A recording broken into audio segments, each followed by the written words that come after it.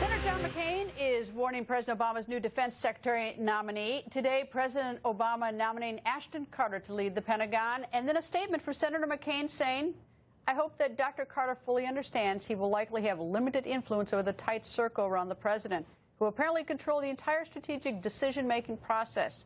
As former Secretaries Bob Gates and Panetta recently suggested, the next Secretary of Defense may also be subject to incessant micromanagement by the White House on a level not seen since the Vietnam War. And joining us, Representative Aaron Schock. Good evening, sir. Good evening, Greta. Good to be with you.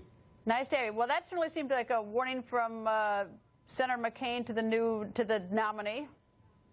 Well, it is. I think it's a wake-up call to not only the nominee, but also to the American people that not Bob Gates, not Leon Panetta, not even his former colleague in the Senate, Chuck Hagel, could work with this president or run the Pentagon because of the level of micromanagement that all of these fine men experience coming from the White House, from the president, from Valerie Jarrett, from people in the White House with no military experience, but who constantly second-guessed and micromanage the Defense Department. And certainly at a time of war, it's even more dangerous to have that level of micromanagement going on.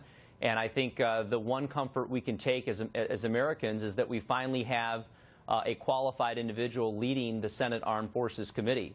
And I take great confidence in the fact that Senator McCain will finally be chairing that committee, who will be overseeing the appointment process of the Defense Secretary. And for the first time in 6 years, this White House will finally get the level of scrutiny it needs over the Defense Department.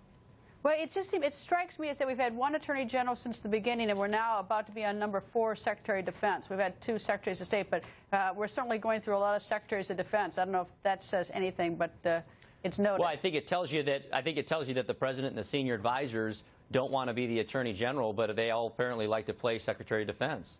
All right, let me move to another topic, and this is really stunning, is that there are reports that the White House, the Obama administration, is having discussions about whether or not to sanction Israel, whether there are sanctions on Israel because of their settlements.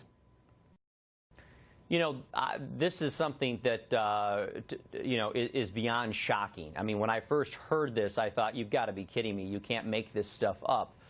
It's par for the course. This is clearly a president who wants to go it alone, whether it's running the Defense Department himself or whether it's deciding sanctions on foreign countries, something that Congress historically has taken up. Congress has voted in a bipartisan vote that we support sanctions against Iran, who is the great threat in the Middle East. But Israel is one of our greatest allies in the Middle East. And so whether the president had any serious desire to sanction Israel or not, just the mere investigation of this possibility and then the leaking of this possibility is harmful to our relationship to them and throws into question for our enemies who we are.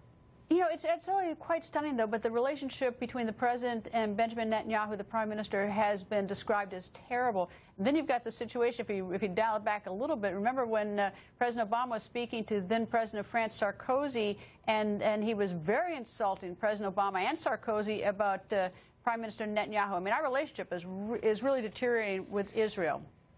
You're right, and it's no secret that the president does not respect the elected leader of Israel, and that's unfortunate. He's disrespected him in public, in the meeting in the Oval Office. He's disrespected him with other world leaders, but that is no excuse to unilaterally attempt to sanction one of the greatest allies that our country has in a very fragile part of the world. Congressman, thank you, sir.